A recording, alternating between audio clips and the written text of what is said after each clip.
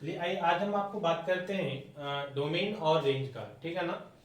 बहुत दिन के बाद फिर से हम आपको स्टार्ट कर रहे हैं क्योंकि क्लास स्टार्ट हो गया है आप लोगों का, है ना। तो बहुत सारे बच्चों का स्टार्टिंग में छूट गया था डोमेन और रेंज, तो इसके बारे में उन्होंने बताया था कि एक वीडियो की रिक्वायरमेंट है। तो आज हम आपको डोमेन और रेंज का वीडियो डाल रहे हैं जिनका भी क्लास छूट गया स्टार्टिंग में, ठीक है। क्योंकि आपका जो फर्स्ट यूनिट है ना ग्रुप ए का, वो आपका फंक्शन पढ़ना है और फंक्शन का जो पहला पॉइंट है वो क्या है, डोमेन और रेंज निकालना, ठीक है।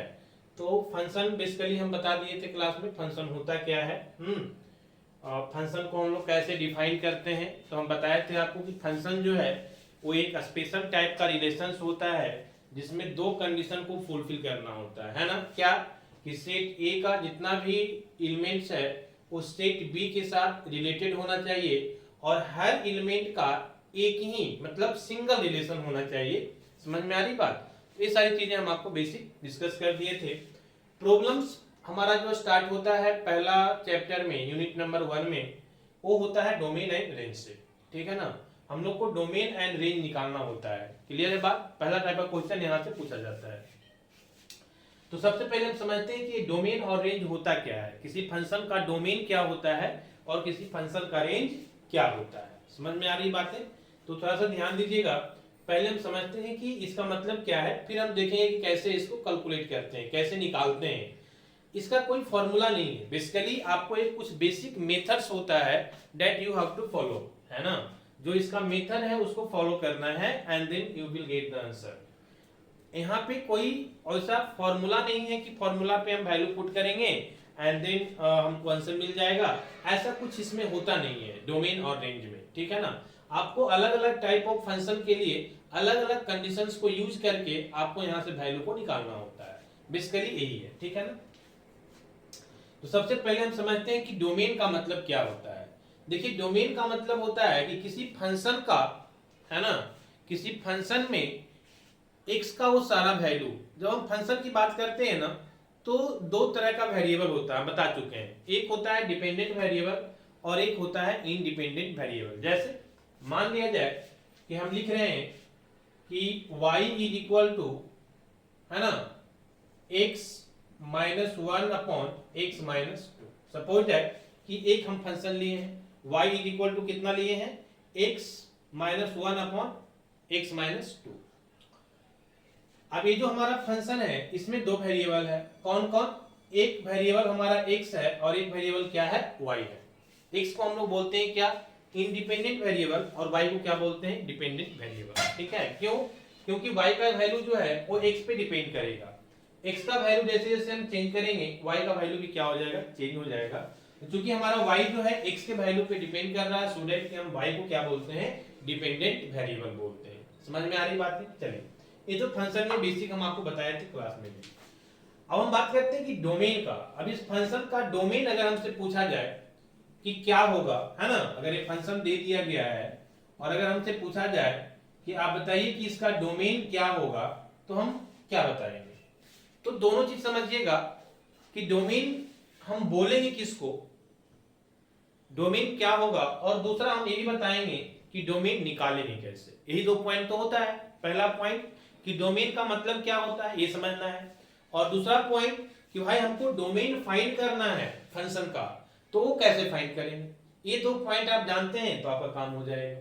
क्लियर है ना बात। चलिए तो हम बात करते हैं कि इस फंक्शन में x का वो सारा वैल्यू, x का वो सारा वैल्यू, है ना, all set of value of x, जो कि हमारे फंक्शन को क्या करता हो, डिफाइन करता हो, या फिर बोले कि जिसके लिए x का वो सारा वैल्यू, जिसके लिए y का वैल्यू क्या हो, पॉजिटिव हो।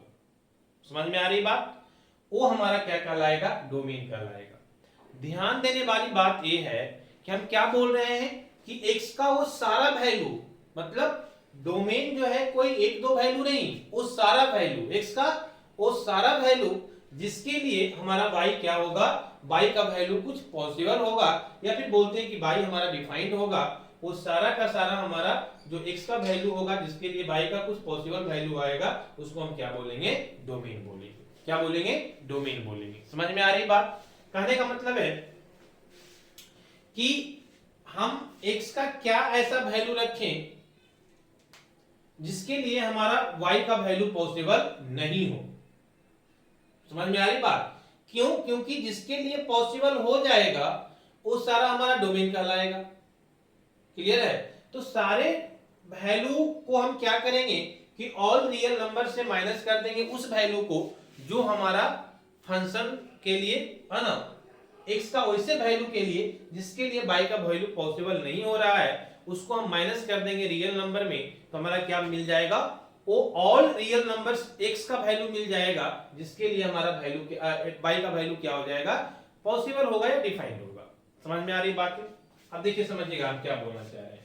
पहले ये समझ में आया कि डोमेन का मतलब क्या है? x का वो सारा वैल्यू जो जिसके लिए y का वैल्यू क्या हो? पॉसिबल हो, वो क्या कहलाएगा? डोमेन कहलाएगा। समझ में आ रही बात? क्लियर है? जैसे x का वैल्यू मान लिया हम 0 रखते हैं, तो 0 रखेंगे तो 0 माइनस 1 तो माइनस 1 और 0 माइनस 2 माइनस 2, तो माइनस 1 बाई माइनस 2 कितना हो जाएगा? 1 बाई 2। तो एक वैल्यू हमको मिल गया, y का वैल्यू हमको मिल रहा है। मतलब x का वैल्यू 0 हो सकता है, x का वैल्यू 1 हो सकता है, क्योंकि 1 रखेंगे तो कितना आ जाएगा? 1 माइनस 1 0 और 0 बाई समथिंग क्या आ जाएगा? 0। तो 0 भी एक वैल्यू मिल रहा है, तो y का वैल्यू हमको 0 भी मिल रहा है, मतलब y का वैल्यू पॉसिबल है। मतलब x का वैल्यू हमारा 1 भी सही है, हो सकता है, डोमेन हमारा हो सकता है। क्लियर? तो कहने का मतलब है कि x का वो सारा वैल्यू जिसके लिए y पॉसिबल हो, मतलब y का वैल्यू पॉसिबल हो, वो सारा x का वैल्यू हमारा क्या कहलाएगा? डोमेन कहलाएगा। समझ में आ रही बात? चलिए, तो ये तो हुआ डोमेन का मतलब कि भाई डोमेन होता क्या है। तो डोमेन x का वो सारा वैल्यू होता है जिसके लिए y का वैल्यू क्या होना चाहिए? पॉसिबल होना चाहिए। अगर वैल्यू y का इम्पॉसिबल हो गया या फिर बोलो कि अनडिफाइंड हो गया, तो वो वाला x का वैल्यू हमारा डोमेन के अंदर नहीं आएगा। क्लियर है ना? चलिए, तो ये तो हो गया कि डोमेन होता क्या है। अब हम बात करते हैं कि डोमेन हम निकालेंगे कैसे, है ना? तो डोमेन निकालने के लिए हम क्या बोलेंगे कि कोई फॉर्मूला बेसिकली वैसा होता नहीं है। अलग अलग फंक्शंस का अलग अलग कुछ कंडीशंस होता है, उस कंडीशंस को फॉलो करके हम लोग क्या करते हैं? डोमेन का वैल्यू को निकालते हैं। जैसे हम बात कर रहे हैं पहले किसके लिए? एक है ना, रेशनल फंक्शन के लिए। ये जो हमारा फंक्शन है हम क्या बोलेंगे? इसको रेशनल फंक्शन बोल सकते हैं। ठीक है ना? हम सबसे पहले बात कर रहे हैं डोमेन। डोमेन रेंज भी हम बात कर लेते हैं एक ही साथ, domain and range for a rational function, for a rational function. हम रेशनल फंक्शन के लिए पहले डोमेन और रेंज निकालने की बात करते हैं। ठीक है ना? सपोज दैट एक एग्जांपल के तौर पे कि यही मेरा जो फंक्शन है वो क्या है? एक रेशनल फंक्शन है। अब आप बोलेंगे सर इसको रेशनल फंक्शन क्यों बोल रहे हैं? तो वैसा फंक्शन जो p बाई क्यू के फॉर्म में हो, किसके फॉर्म में हो? वैसा फंक्शन जो p बाई है ना q के फॉर्म में हो, उसको हम लोग क्या बोलते हैं? रेशनल फंक्शन बोलते हैं, है ना? मतलब क्या हुआ सिंपली कि एक फंक्शन जो है वो न्यूमरेटर में होना चाहिए और एक कहाँ होना चाहिए? डिनोमिनेटर में होना चाहिए। तो वो सारे को हम लोग क्या बोलेंगे? p बाई क्यू के फॉर्म में जो फंक्शन होगा उसको क्या बोलेंगे? Rational function. आप इसको रिलेट कर सकते हैं रेशनल नंबर से कि p बाई क्यू के फॉर्म में जो नंबर होता है वो हमारा क्या होता है? रेशनल नंबर होता है। समझ में आ रही ना बात? तो अगर फंक्शन p बाई क्यू के फॉर्म में आ जाएगा तो रेशनल फंक्शन बोल देंगे, सिंपल सी बात। क्लियर? चलिए, तो ये p बाई क्यू के फॉर्म में जो हमारा फंक्शन होगा उसको हम लोग रेशनल फंक्शन बोलेंगे। यहाँ पे हम देख रहे हैं कि p बाई क्यू के फॉर्म में है, p की जगह पे x माइनस 1 है और q की जगह पे x माइनस 2 है, तो ये हमारा कैसा फंक्शन हो गया? रेशनल फंक्शन हो गया। क्लियर है बात?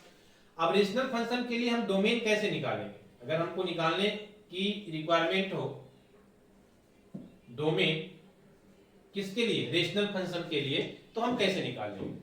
तो देखिए इसका मेथड है, मेथड बोलता है कि जो डिनोमिनेटर का जो फंक्शन है वो 0 नहीं होना चाहिए, that should not equal to 0। क्यों नहीं होना चाहिए? क्योंकि देखिए यहाँ पे ध्यान दीजिए, y इज इक्वल टू जो फंक्शन है x minus 1 upon x minus 2। Clear? अगर आप डिनोमिनेटर वाले फंक्शन को 0 कर देंगे तो क्या मिलेगा? x minus 1। अगर आप इसके जगह पे 0 ले लेंगे, है ना, तो ये 0 ले लेंगे तो डिनोमिनेटर में जब 0 आ गया तो y का वैल्यू पॉसिबल होगा क्या? नहीं होगा। ये आप यहां से है ना, समथिंग बाय जीरो हमारा क्या मिल जाता है, अनडिफाइंड फॉर्म मिल जाता है, इनडिटरमिनेट फॉर्म मिल जाता है। यहां से हम y का कोई पॉसिबल वैल्यू नहीं बता पाएंगे। क्लियर है ना। तो कहने का मतलब हुआ कि डिनोमिनेटर में जीरो नहीं होना चाहिए, जो डिनोमिनेटर का फंक्शन है that should not equal to zero. क्यों, क्योंकि डिनोमिनेटर का फंक्शन अगर जीरो हो गया तो हमारा y का वैल्यू पॉसिबल नहीं हो पाएगा। क्लियर है ना। तो हमारा जिसके लिए y का वैल्यू पॉसिबल नहीं होगा वो हमारा डोमेन कहलाएगा क्या, नहीं। अभी हम बताएं डोमेन का मतलब क्या हुआ कि x का वो सारा वैल्यू जिसके लिए हमारा y का वैल्यू क्या होना चाहिए, पॉसिबल होना चाहिए या डिफाइंड होना चाहिए। क्लियर है ना। तो आप सिंपली याद रखिएगा कि जब हमारे पास फंक्शन रेशनल फंक्शन है तो उसका मेथड है डोमेन निकालने का कि उसका डिनोमिनेटर जीरो नहीं होना चाहिए। डिनोमिनेटर जीरो क्यों नहीं होना चाहिए, एक समझ में आ गया, क्योंकि डिनोमिनेटर को जीरो कर देंगे तो y का वैल्यू पॉसिबल नहीं होगा। तो y का वैल्यू जब पॉसिबल नहीं होगा तो x का वैसा वैल्यू जिसके लिए हमारा y पॉसिबल नहीं हो वो हमारा डोमेन नहीं कहलाएगा, है ना। तो सिंपल सा कॉन्सेप्ट है कि हमारा रेशनल फंक्शन अगर है और हमको डोमेन निकालने के लिए बोला जा रहा है तो जो डिनोमिनेटर का फंक्शन है that should not equal to zero, मतलब वो जीरो नहीं होना चाहिए। तो हम ये बोलेंगे कि to find domain, to find domain, है ना, क्या बोले कि x minus two should not equal to zero. x का वैल्यू जो है वो जीरो के बराबर नहीं होना चाहिए, है ना। क्यों नहीं होना चाहिए अभी बताएं कि जीरो कर देंगे तो y का पॉसिबल वैल्यू नहीं होगा, अनडिफाइंड हो जाएगा, क्योंकि समथिंग बाय जीरो यहां से कोई वैल्यू मिलेगा क्या, नहीं, ये अनडिफाइंड फॉर्म आ जाएगा, है ना। तो x minus two should not equal to zero होना चाहिए। तो यहां से अगर हम लिखें तो x is not equal to a minus two है ना, ये इधर आएगा तो प्लस टू हो जाएगा। तो a मिलेगा यहां से कि x should not equal to two, मतलब x का वैल्यू टू नहीं होना चाहिए, क्योंकि x का वैल्यू टू हो जाएगा। देखो यहाँ पे आप x की जगह पे टू लिखोगे ना तो टू और माइनस टू कितना आ जाएगा, जीरो। तो यही तो जीरो आ गया ना। तो जब जीरो आ गया तो हमारा y का वैल्यू पॉसिबल नहीं होगा, है ना। तो x का वैल्यू जो है वो टू नहीं होना चाहिए। टू के अलावे हम कोई भी वैल्यू यहाँ पे ले लेंगे फंक्शन में तो हमारा y का कुछ न कुछ वैल्यू मिलेगा, मतलब y का वैल्यू पॉसिबल होगा, है ना। तो टू के अलावे x का जितना भी रियल नंबर्स है, जनरली हम रियल नंबर्स की बात करते हैं यहाँ पे, है ना। तो x के अलावे, है ना, x is equal to two, two के अलावे जितना भी रियल नंबर्स है माइनस इंफिनिटी से लेकर कहां तक, प्लस इंफिनिटी तक, वो सारा वैल्यू अगर हम पुट करेंगे तो हमको y का कुछ न कुछ वैल्यू मिलेगा। लेकिन अगर हम x का वैल्यू 2 पुट कर देंगे तो हमारा 2 माइनस टू जीरो हो जाएगा, जहां से कि हमारा y का वैल्यू पॉसिबल नहीं होगा।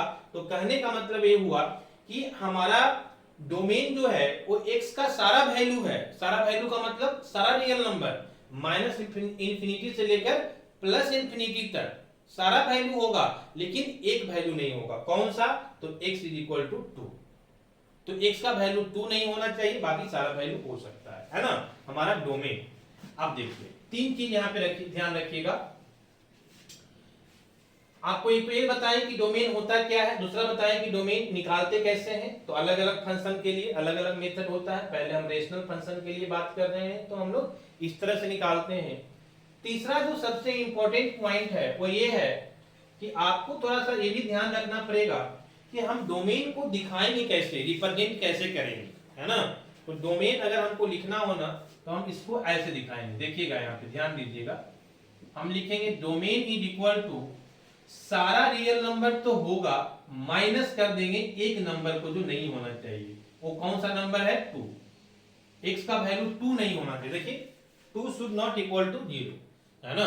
टू का value x is not equal to zero, मतलब एक्स का वैल्यू जो है वो टू के बराबर नहीं होना चाहिए, क्योंकि एक्स क्या है, नॉट इक्वल टू टू है ना।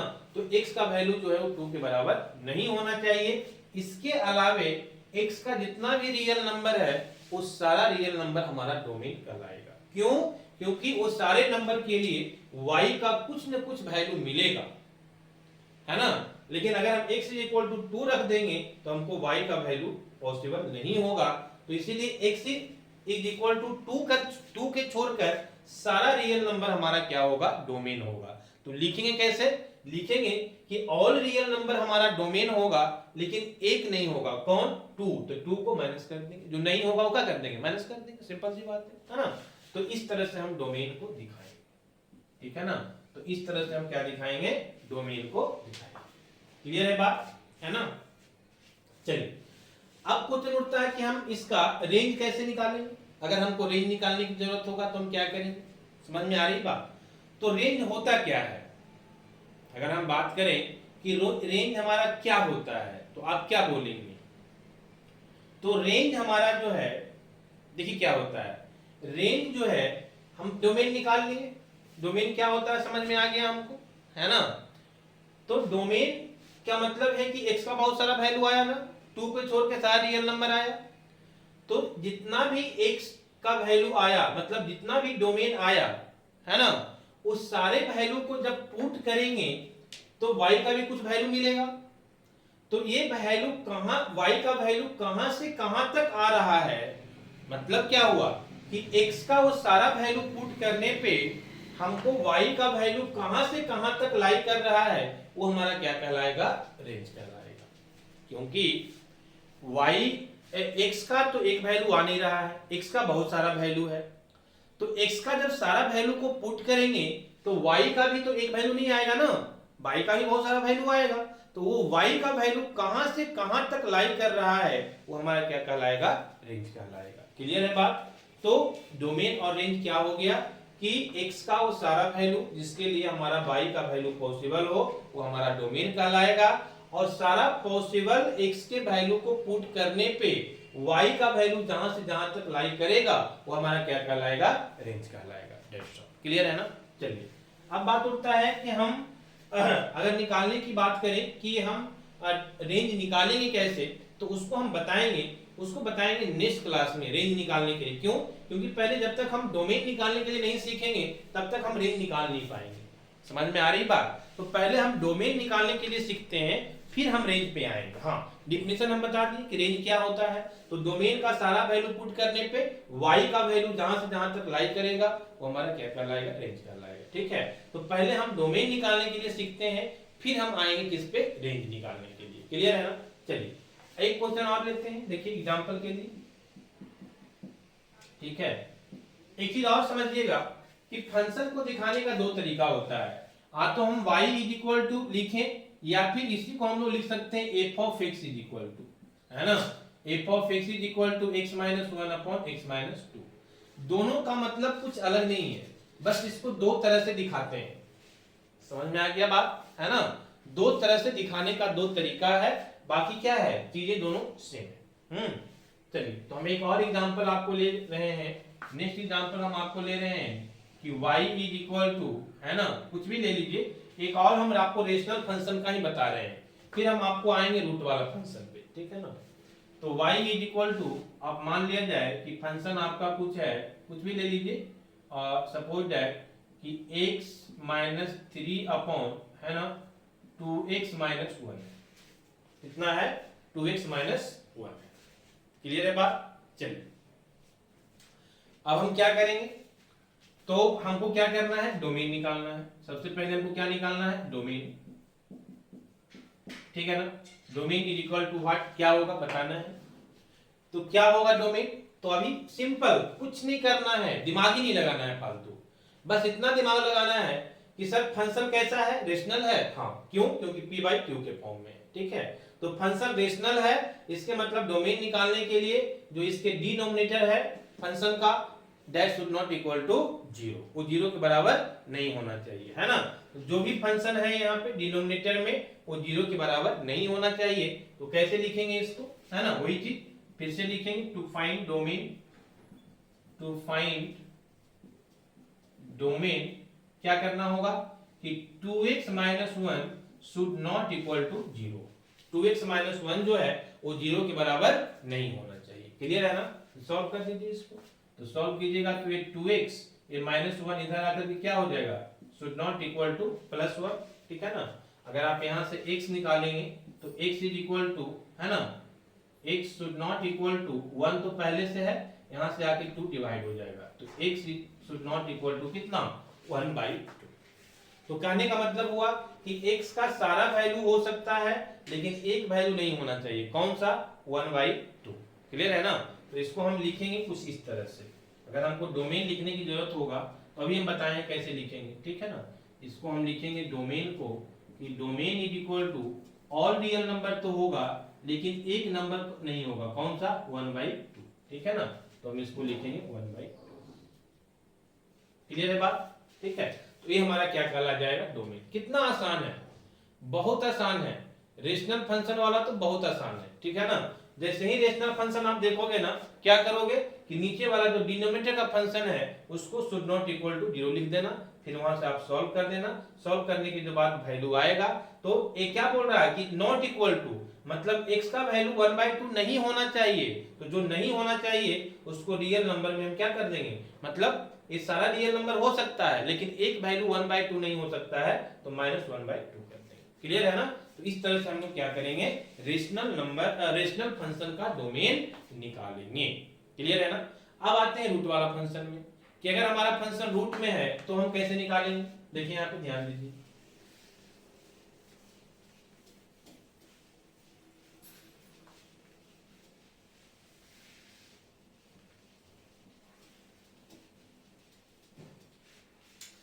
ठीक है ना।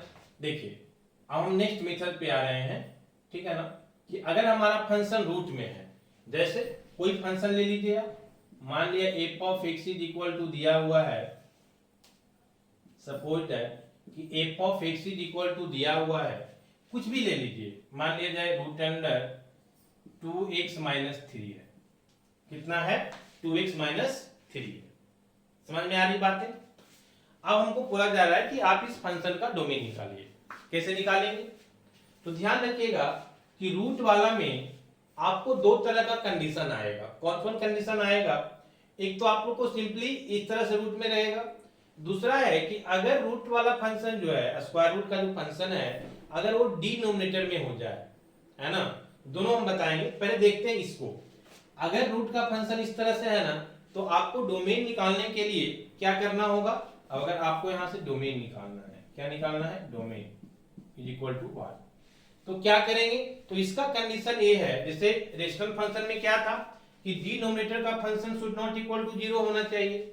इसका कंडीशन ये है कि रूट के अंदर का जो वैल्यू है वो आ तो 0 होना चाहिए या तो पॉजिटिव होना चाहिए।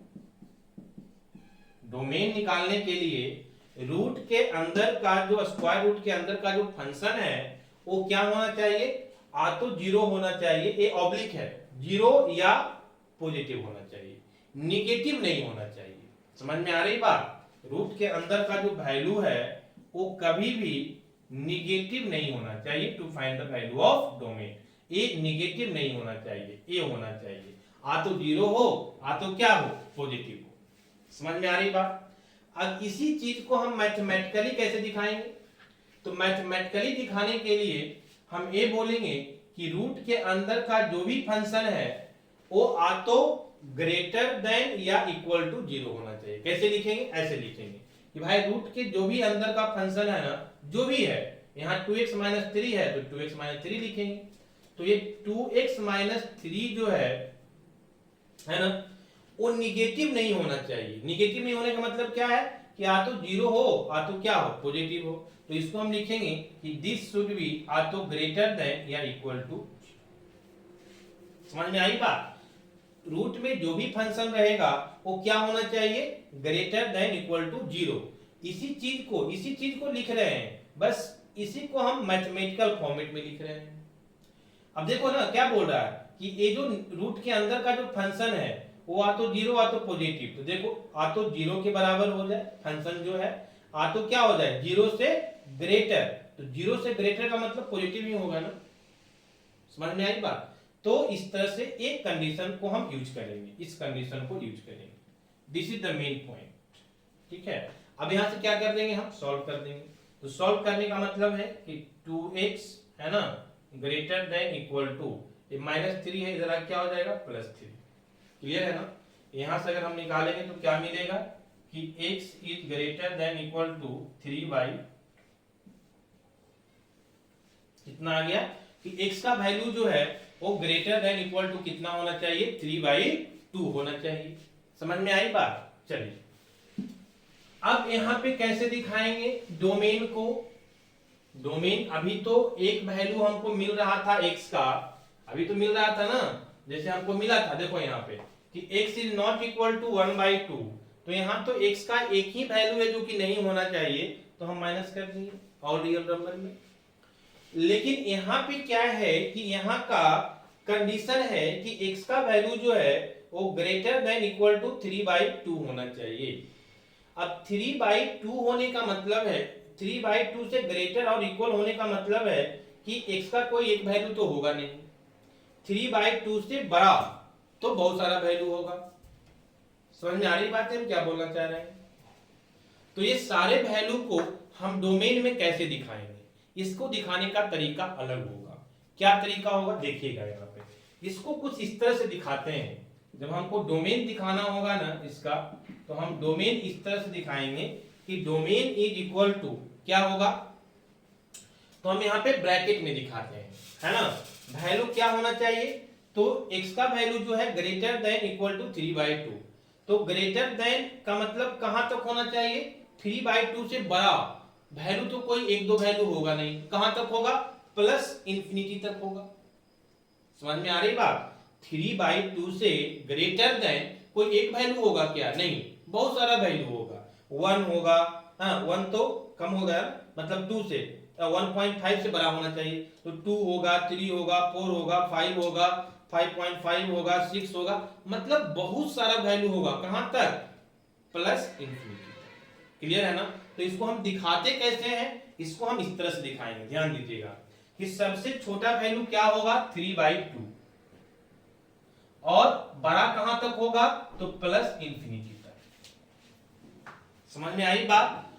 तो छोटा वाला वैल्यू को पहले दिखाते हैं। सबसे छोटा वैल्यू कितना है, 3/2, और बड़ा वैल्यू कहां तक है, इंफिनिटी तक। समझ में आ रही बात? तो हम 3/2 दिखाएंगे, फिर क्या दिखाएंगे, इंफिनिटी तक दिखाएंगे।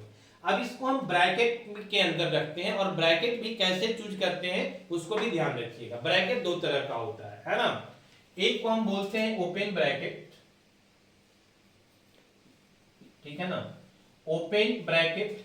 ओपन ब्रैकेट जो होता है वो हम लोग तो हम इस तरह से देंगे या फिर इस तरह से देंगे, ऐसे। क्लियर है बात? दूसरा होता है क्लोज वाला, है ना। क्लोज वाला ब्रैकेट हम लोग कैसे देंगे, इस तरह से। क्लियर है बात? तो ये ओपन में तो हम ऐसे लिखें, तो ऐसे लिखें, और क्लोज में हम लोग ऐसे लिखेंगे। क्लियर है बात? अब बोलोगे सर ये है क्या, कहां कैसे यूज करेंगे, तो ध्यान रखिएगा, है ना। देखिए यहाँ पे बोल रहा है कि x का वैल्यू जो है वो किसके बराबर होना चाहिए, 3/2 के बराबर होना चाहिए। तो 3/2 के बराबर, जहां भी बराबर मतलब इक्वल का साइन आ जाए ना, तो वहां पे हम क्या देंगे, क्लोज ब्रैकेट देंगे। जहां भी इक्वल का साइन आ जाए, अगर ये इक्वल का साइन नहीं होता ना, तो हम क्लोज नहीं देते, ओपन देते। क्लियर है? चलिए दूसरा, जहां भी इंफिनिटी होता है वहां पे हम लोग ओपन ब्रैकेट देते हैं, चाहे वो प्लस इंफिनिटी हो चाहे वो माइनस इंफिनिटी हो। अगर इंफिनिटी आ रहा है तो वहां पे हमेशा कौन सा आएगा, ओपन ब्रैकेट आएगा, ठीक है ना। बाकी अगर इक्वल का साइन है तो क्लोज आएगा, और अगर इक्वल का साइन नहीं है तो फिर से क्या आएगा, ओपन ब्रैकेट आएगा। बस इतना याद रखना है। क्लियर है ना बात? चलिए एक एग्जांपल हम और आपको दिखाते हैं। सेकेंड कंडीशन, दूसरा कंडीशन है कि आपका अगर फंक्शन कुछ इस तरह से आ जाए कि 1/√x - 2, है ना। अब दोनों में अंतर क्या है, दोनों रूट का ही फंक्शन है ना, बस अंतर इतना है कि एक हमारा न्यूमरेटर के फॉर्म में है, और यहाँ जो स्क्वायर रूट का फंक्शन है वो किसमें है, डिनोमिनेटर में है। तो जब डिनोमिनेटर में आपका फंक्शन हो तो आप रूट के अंदर जीरो वैल्यू नहीं ले सकते हैं। क्यों नहीं लेंगे, इसलिए नहीं लेंगे कि देखो यहाँ पे 1/, अगर एक फंक्शन का वैल्यू हम 0 ले लेंगे तो वैल्यू कितना आ जाएगा, 1/0, और फिर से डिनोमिनेटर में क्या आ गया, 0। तो जब डिनोमिनेटर में 0 आ गया तो ये फंक्शन का कोई वैल्यू पॉसिबल होगा क्या, नहीं होगा, फिर से अनडिफाइंड हो गया, क्योंकि डिनोमिनेटर में क्या आ गया, 0 आ गया। तो कहने का मतलब है कि जब स्क्वायर रूट का फंक्शन डिनोमिनेटर में आ जाए तो ये पॉजिटिव नहीं होना, जीरो नहीं होना चाहिए। पॉजिटिव हो सकता है, पॉजिटिव में कोई दिक्कत नहीं है ना। तो एक ही निगेटिव तो पहले भी नहीं होना चाहिए, तो निगेटिव भी नहीं होना चाहिए। जब हमारा स्क्वायर रूट का फंक्शन डिनोमिनेटर में है तो निगेटिव भी नहीं होना चाहिए और जीरो भी नहीं होना चाहिए। मतलब एक ही चीज बच गया, क्या होना चाहिए, सिर्फ एंड सिर्फ पॉजिटिव होना चाहिए। क्लियर है? तो इसको हम कैसे दिखाएंगे? इसको हम दिखाएंगे कि जो भी फंक्शन है x minus to, this should be greater than zero. ये क्या होना चाहिए? ग्रेटर देन जीरो होना चाहिए। अब यहां से सॉल्व कर दीजिए, तो x इज ग्रेटर देन, ये 2 माइनस इधर आ क्या हो जाएगा, प्लस। x का वैल्यू क्या होना चाहिए? तो ग्रेटर देन 2 होना चाहिए। टू फाइंड द डोमेन, जो हमारा डोमेन होगा उसमें x का वैल्यू क्या होना चाहिए? 2 से ग्रेटर होना चाहिए। क्लियर है ना? अब फिर से इसको डोमेन दिखाएंगे कैसे हम? तो डोमेन दिखाने का तरीका यही वाला तरीका फिर से अपनाएंगे, है ना, कि वैल्यू कहां से कहां लाइन कर रहा है, तो 2 से ग्रेटर, ग्रेटर कहां तक, फिर से प्लस इंफिनिटी तक। तो 2 से लेकर के प्लस इंफिनिटी तक हमारा वैल्यू x का हो सकता है, जो कि हमारा डोमेन कहलाएगा, है ना। तो हम क्या लिखेंगे? 2 लिखेंगे और क्या लिखेंगे? इंफिनिटी लिखेंगे। क्लियर है ना? अब देखिए ब्रैकेट का यूज कीजिए। कैसे करेंगे ब्रैकेट का यूज? तो देखो यहाँ पे 2 पे x इज इक्वल टू 2 है क्या? नहीं। यहाँ पे इक्वल टू का साइन था, यहाँ है क्या? नहीं। तो यहाँ इक्वल का साइन नहीं है, तो हम क्या देंगे? ओपन ब्रैकेट देंगे। जहां पे इक्वल का साइन नहीं होगा वहां पे ओपन ब्रैकेट, और इंफिनिटी पे क्या बताएं? हमेशा ओपन आएगा। क्लियर है ना? तो ये हमारा जो डोमेन होगा, इस डोमेन को हम ऐसे दिखाएंगे। मतलब 2 से लेकर कहां तक है? इंफिनिटी तक हमारा x का वैल्यू हो सकता है। क्लियर है ना बात? तो इस तरह से हम लोग क्या करेंगे? डोमेन को फाइंड करेंगे। तो आई थिंक आपको चीजें समझ में आया होगा। क्या क्या समझ में आया अभी तक? सबसे पहले हम बात किए कि डोमेन होता क्या है और रेंज होता क्या है, ठीक है ना। फिर हम क्या बात किए आपको कि हम डोमेन कैसे निकालेंगे। तो रेशनल फंक्शन के लिए हम आपको बताएं कि जो डिनोमिनेटर का फंक्शन है that should not equal to 0 होना चाहिए, क्योंकि वो 0 हो जाएगा तो हमारा y का वैल्यू पॉसिबल, या बोले कि f ऑफ x का वैल्यू पॉसिबल नहीं होगा। फिर हम किस पे आए? रूट वाले पे। रूट वाले में दो कंडीशन, एक तो है कि हमारा न्यूमरेटर के फॉर्म में है और दूसरा रूट हमारा क्या है? डिनोमिनेटर के फॉर्म में है। तो न्यूमरेटर के फॉर्म में है तो फंक्शन क्या होना चाहिए? ग्रेटर देन इक्वल टू 0, और डिनोमिनेटर के फॉर्म में आएगा तो फंक्शन क्या होना चाहिए? ग्रेटर देन, सिर्फ ग्रेटर देन, इक्वल टू नहीं। क्यों? क्योंकि इक्वल टू 0 कर देंगे ना तो f ऑफ x का वैल्यू पॉसिबल नहीं होगा, अनडिफाइंड के फॉर्म में आ जाएगा। क्लियर है ना? तो सिर्फ और सिर्फ क्या होना चाहिए? Greater than 0। तो यहां से इसको कंडीशन को लगाएंगे और कैसे रिप्रेजेंट करेंगे डोमेन को, वो याद रखना है। क्लियर है ना? जब एक वैल्यू आ रहा था is equal to not x is equal to not 1/2 या जो भी है, तो हम कैसे दिखा रहे थे रेशनल फंक्शन वाले में, और यहाँ कैसे दिखा रहे हैं, ये दोनों को ध्यान रखना है। क्लियर है? तो आई थिंक आपका जो स्टार्टिंग का जो पॉइंट्स है ना, डोमेन और रेंज का, वो आपको क्लियर हो गया होगा यहाँ तक। इसमें और भी कुछ कंडीशंस होता है, जैसे आपको क्या करेगा कि फंक्शन जो है वो क्वाड्रेटिक इक्वेशन के फॉर्म में दे देगा, तो वहां का x का 2 वैल्यू आएगा, क्योंकि आप जानते हैं क्वाड्रेटिक का मतलब ही होता है 2 रूट, है ना। तो वहां पे हम लोग कैसे करेंगे, तो ये सारी चीजों को डिस्कस हम करेंगे नेक्स्ट क्लास में। आज हम आपको यहीं तक रहने देते हैं, और आप लोग से रिक्वेस्ट है कि थोड़ा, है ना, आप इसको सब्सक्राइबर को बढ़ाइए, सो दैट कि हम ऑनलाइन क्लासेस, बार बार आप लोग को बोल रहे हैं कि हम ऑनलाइन आपको दे दें लाइव क्लासेस, ठीक है ना। और बाकी चीजें हम बात करेंगे नेक्स्ट क्लास में। ओके।